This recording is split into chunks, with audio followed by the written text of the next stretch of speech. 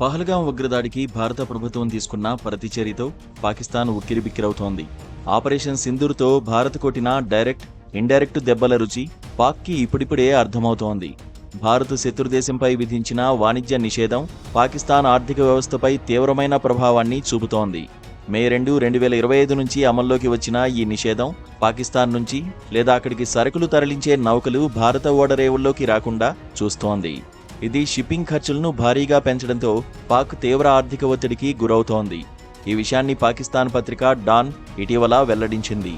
మన దేశం విధించిన నిషేధంతో పాకిస్తాన్ సరుకులు ప్రత్యక్షంగా లేదా పరోక్షంగా దేశంలోకి రాకుండా చూసేందుకు భారత్ కట్టుదిట్టమైన చర్యలు తీసుకుంటోంది. ఇది పాక్ వాణిజ్యాన్ని మరింత కష్టాల్లోకి నెట్టింది. భారీ నౌకలు పాకిస్తాన్ రేవులకు వెళ్లడానికి ఆసక్తి చూపడం లేదు.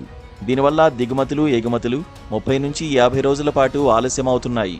ఈ ఆలస్యం వల్ల దిగుమతిదారులు ఫీడర్ వెసెల్స్పై ఆధారపడాల్సి వస్తోందని, ఇది ఖర్చులను భారీగా పెంచుతోందని Karachi chamber of commerce and industry అధ్యక్షుడు జావేద్ బిల్వానీ తెలిపారు. లాజిస్టిక్స్ ధరలు గణనీయంగా పెరిగాయని ఎగుమతిదారులు వాపోతున్నారు. బీమా ఖర్చులు మాత్రమే పెరిగితే ఇంత ప్రభావం ఉండేది కాదని, కానీ షిప్పింగ్ ధరలు కూడా పెరగడం ఆందోళన కలిగిస్తోందని ఆ దేశ వ్యాపారులు వాపోతున్నారు. ఈ పరిస్థితి పాకిస్తాన్ పరిశ్రమలపై పెనుభారాన్ని పెంచినట్లుగా స్పష్టంగా కనిపిస్తోంది. ముఖ్యంగా ముడి పదార్థాల దిగుమతిలో కష్టాలు తీవ్రమవుతున్నాయి. విదేశీ మారకద్రవ్య కొరతతో ఇప్పటికే దిగుమతులను నియంత్రిస్తున్న పాక్ ప్రభుత్వం భారత నిషేధం వల్ల సరఫరా శాఖలు మరింత దెబ్బతినడంతో ఆర్థిక ఒత్తిడి అనూహ్య స్థాయికి చేరుకుంది.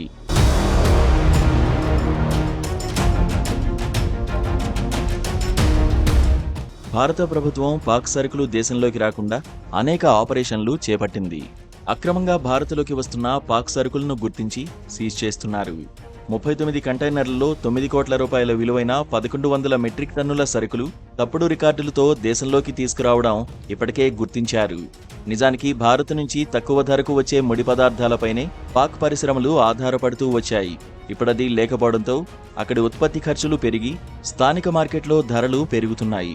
పాక్ ప్రభుత్వం విదేశీ మారక ద్రవ్యాలను ఆదా చేయడానికి దిగుమతులను పరిమితం చేస్తున్నా భారత నిషేధం వల్ల ఆ లక్ష్యం సాధించడం కష్టంగా మారింది. షిప్పింగ్ ఆలస్యం, ఫీడర్ వెసెల్స్పై ఆధారపడడం వల్ల లాజిస్టిక్స్ ఖర్చులు 15 నుంచి 25% పెరిగాయని అంచనా. ఈ పరిస్థితి పాక్ ఆర్థిక వ్యవస్థ, పరిశ్రమలపై దీర్ఘకాలిక దుష్ప్రభావాలు చూపే అవకాశముంది. మరోవైపు భారత్కు ఈ నిషేధం వల్ల అస్సలు నష్టం లేదని ట్రేడ్ వర్గాలు చెబుతున్నాయి. మొత్తానికి భారత్ దెబ్బతో పాక్ ఆర్థిక పరిస్థితి గందరగోళంలో పడే ప్రమాదం పుష్కలంగా కనిపిస్తోంది.